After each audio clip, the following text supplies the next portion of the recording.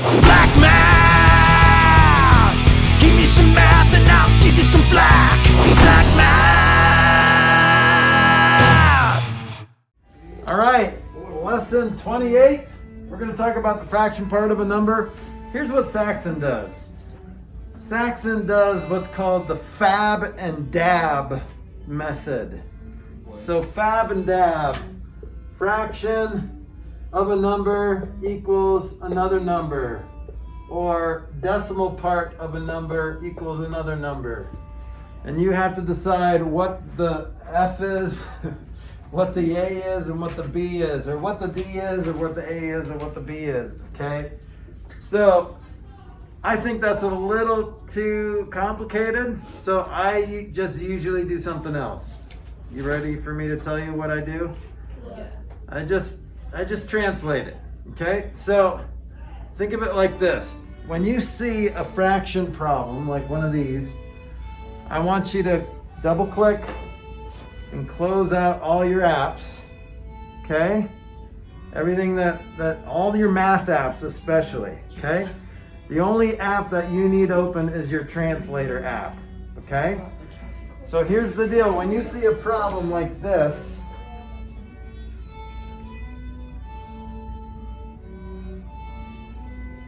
when you see a problem like this, 3/4 of what number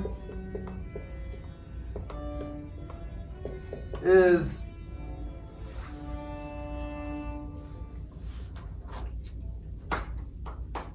is 138,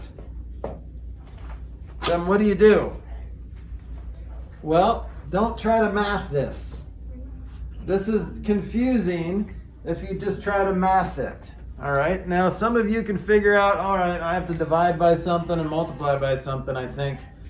So I'm just gonna try to figure that out. No, you don't have to. Close out all your apps and translate. How do you say 3/4? Actually, it'll probably spell out 3/4. So how do you say 3/4 in math? 3/4. How do you say of in math? Times, that's right. How do you say what number in math? X. Yes. So that is our variable.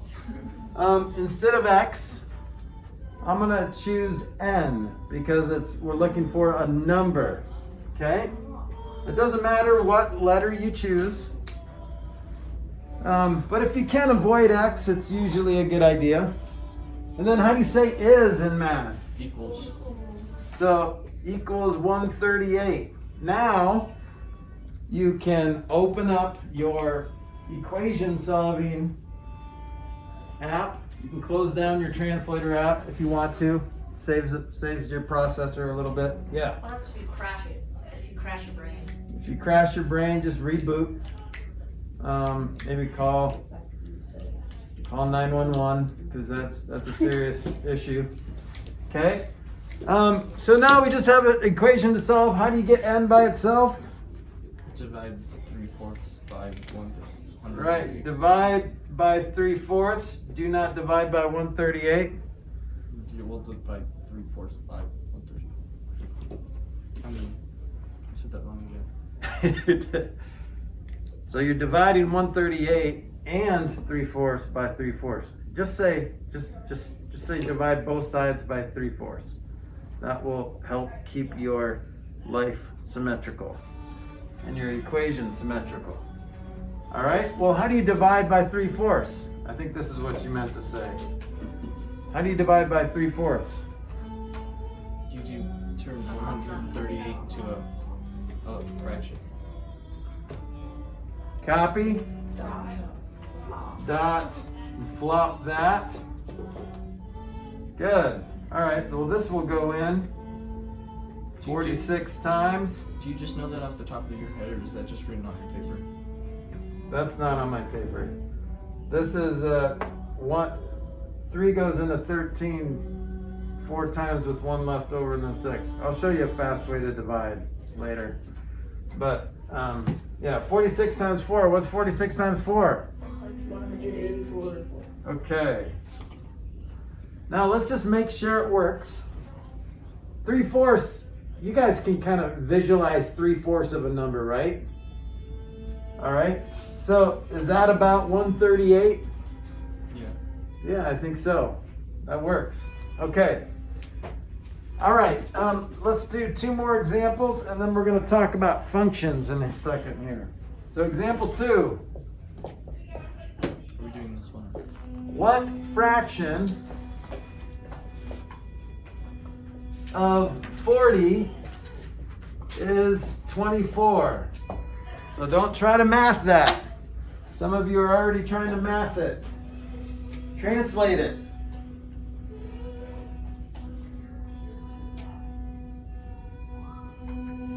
It's literally just.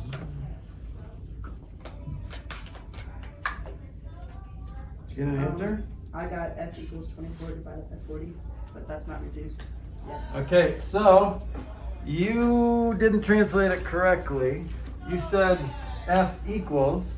This is f, but what's that? Multiplication. That's what I did. You said f equals. What'd you say? Well, that was like for my answer. Okay, so you said f Oh, but equals 24 translating divided it- by 40. Translating it, I put that f times 40 equals 24. Oh, okay, good. All right, so what fraction is f of is times 40 is 40, and then is 24 is equals 24, right? All right, so how do you solve for f? Yes, Nathan? I use the rest of it. Yep, that's how you solve for f. What do you do now? All right, Elkin, what do you do? Get rid of 40. Yep, so you're going to divide by 40, divide by 40. So f equals, well, 40 doesn't go into 24, so what can you do? Reduce it. Reduce it. What goes into both? Uh, Let's go bigger. We can go 2 if we want. 12 20ths, 8. and then 6 tenths. So 8 goes into both 3 times and 5 times. Beautiful. Okay, what if this said, what decimal part of 40 is 24? Would you do anything different? Well, you might pick a different variable, because this is nice, because it's a good reminder, oh, my answer needs to be a fraction. But I could have, if I could have gotten the decimal part by saying d times 40 equals 24, still do the same division, but I wouldn't even have to reduce that. I would just have to find the decimal. So just divide it on your calculator. And what will you get? 0.6, same thing as 3/5. Okay, so on a test, if it says what fraction of 40 is 24 and you say 0.6, I'm going to mark it half off. Why? because you're wrong. You're not wrong, you just answered the wrong question. So the question was what fraction, not what decimal. So 0.6 is correct, but you didn't answer the question. Okay? Now technically, 0.6 is they used to call a decimal fraction. They dropped the word fraction about 1,000 years ago. I don't know how many years ago, but yeah, they used to call it a decimal fraction. Which kind of makes sense because all decimals are fractions. We just can't see the denominator. They're all hidden based on place value. So they're either tenths or hundredths or thousandths. Okay, one more and then we're moving on to functions.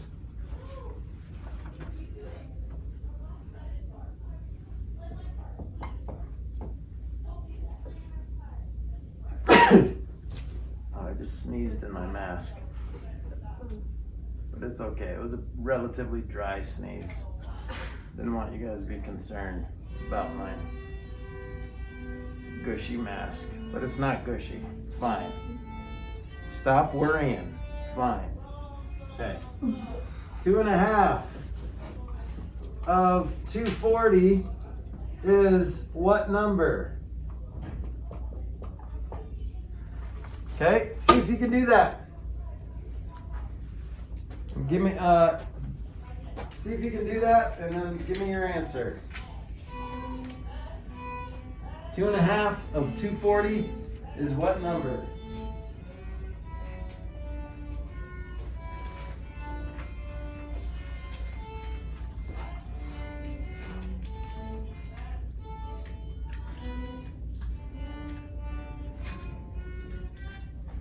You get an answer?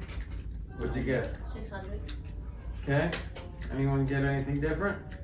Nope. Okay, so how do you say 2.5 in math? 2.5. 2 times 1. You could say 2.5. What you don't want to say is 2.5. How do you say 2.5 in math in an algebraic equation? 5. Yeah, you can say 2.5 if you want to, but you're eventually going to have to change it to an improper fraction anyway, right? So, since we don't like mixed numbers in algebra, just change it to an improper fraction as soon as you can. How do you say of? Times. How do you say 240? 240 over Yep. 1. So since we're dealing with that, that's part of a multiplication problem. We're gonna just write it over 1. How do you say is?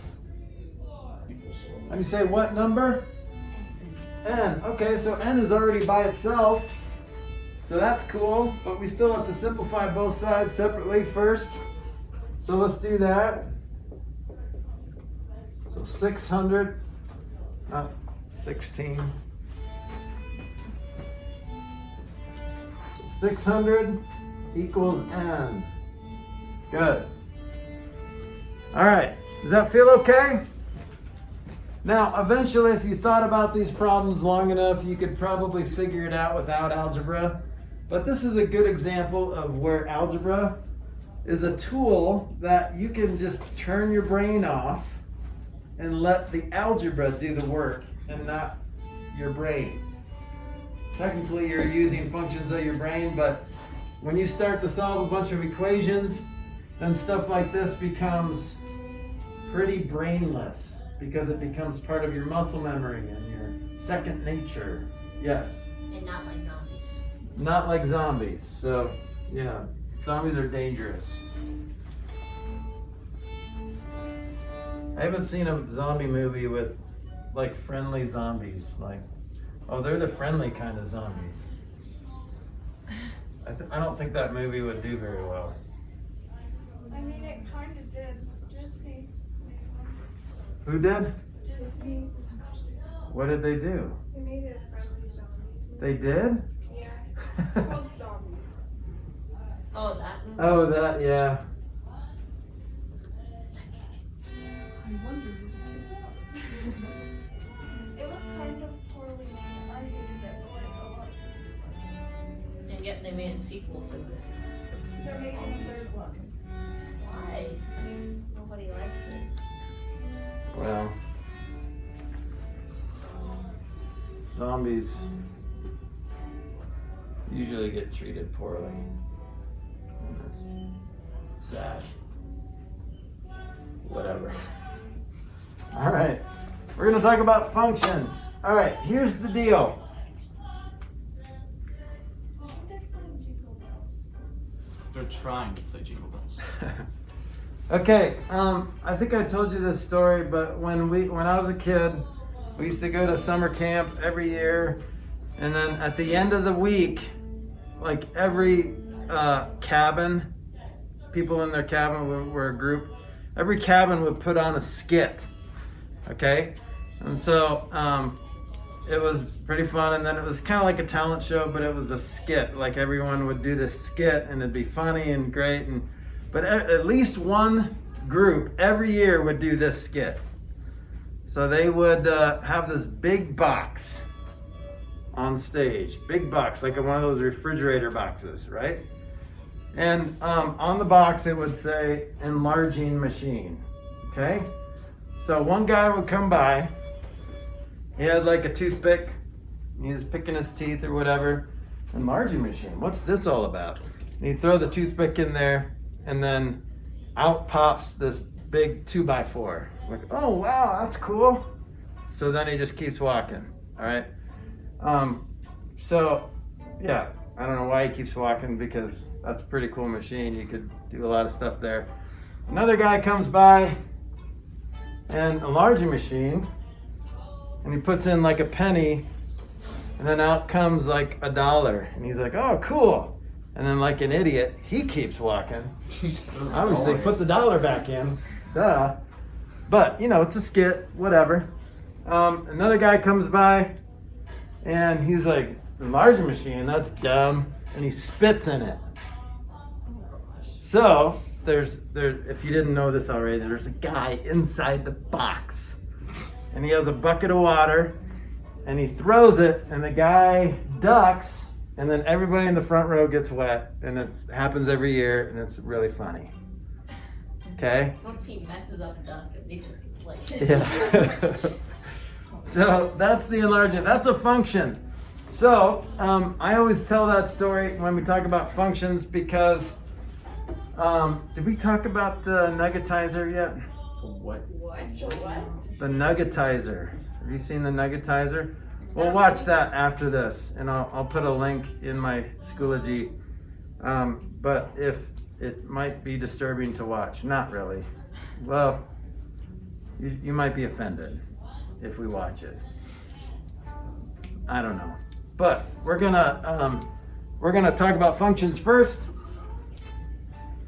So this is like a box, right? You got a box here, and then you put something inside the function, and what comes out? Well, this transforms. It does something to that ingredient, and it creates this. Okay. Here's another thing. You put the 3 in this same function, and this 3 spits out a 5. You put a 4 into this same function, and it spits out a 6. So what do you think the function of the function is? Nathan? Add 2, that's right. So this function, the function of x is what you put into it. Okay? The function of x, this does not mean f times x, is to take what you put into it, x, and add 2. Okay? So the function of the machine is to just add 2 to whatever you put into it.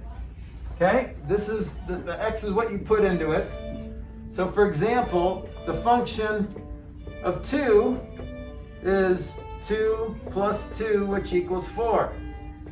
The function of 3 is 3 plus 2, which equals 5. And so on, right? Okay? So this is called functional notation. So this f of x, g of x, h of x, you're going to see all 3 of those letters at some point in these assignments. But this does not mean f times x or anything like that. This is just saying the function of x is to take whatever x is and add 2 to it. So what's the function of elephant?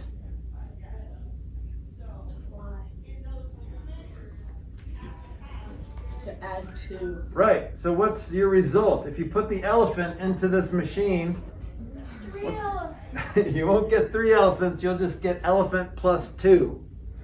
Okay?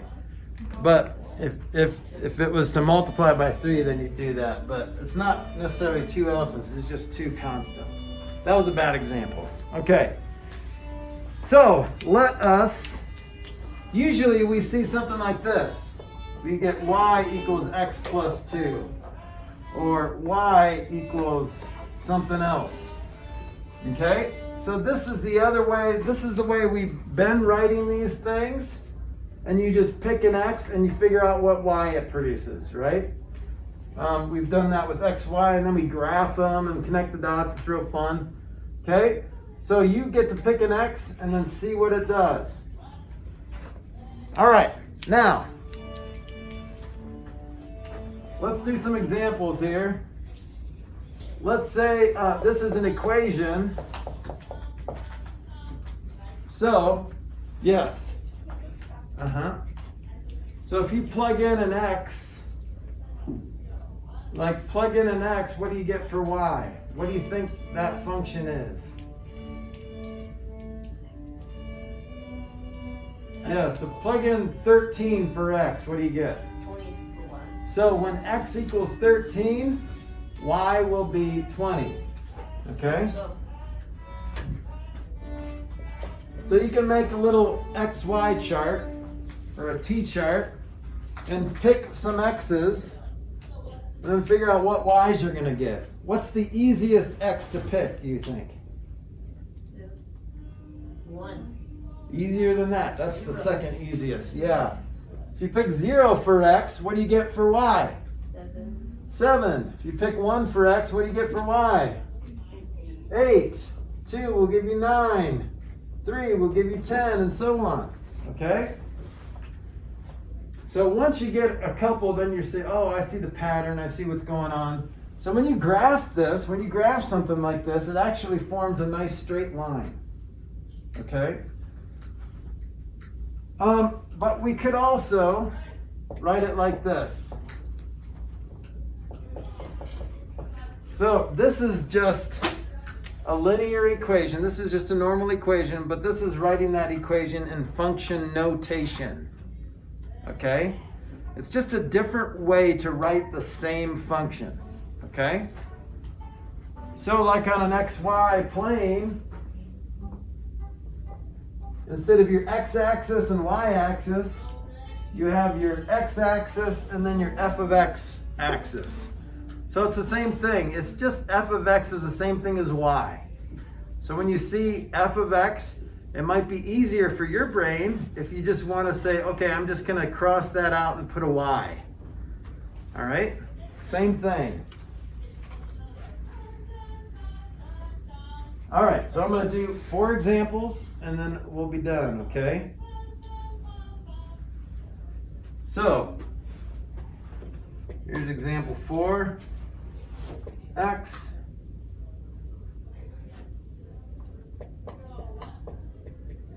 f of x is to take an x and multiply by x squared minus 3x. Okay? So here's, if I were to try to describe this function to you, this is what happens inside the machine. It's a little bit more complicated. This machine looks pretty easy. All you do is add 2, right? But over here, what happens first in the machine is it takes whatever you put into it and it squares it. Okay? And then it multiplies it, that same number, by 3, and it subtracts it from whatever you got when you squared it. And then what the machine does is multiply by that same number that you put into it. So that's a pretty complex machine, but it's still a function. All right? So what is f of 2?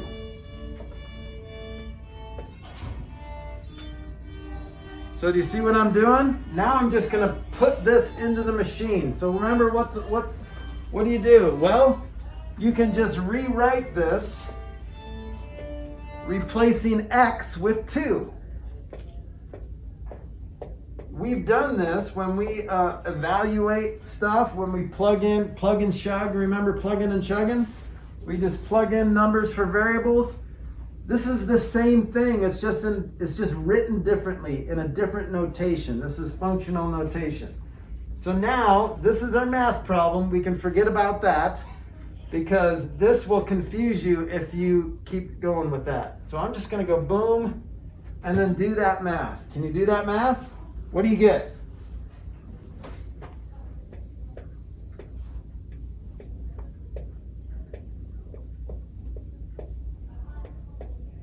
Anybody?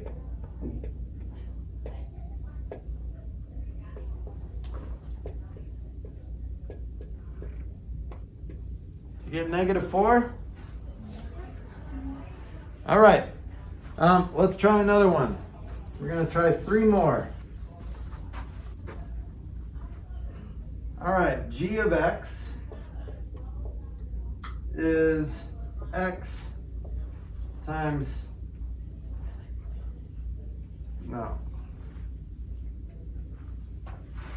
x squared times 2x minus 1. So this is the function g of x. I want to know what I want to find g of -2. So see if you can do that. Try it.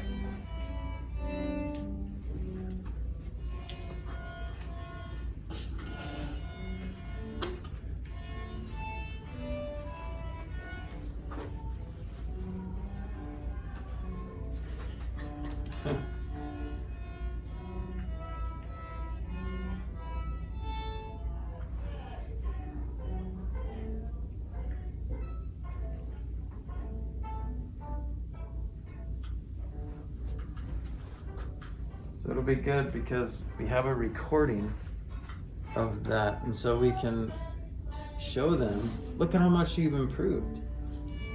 This is what you used to sound like. It's gonna be awesome. We're gonna be heroes.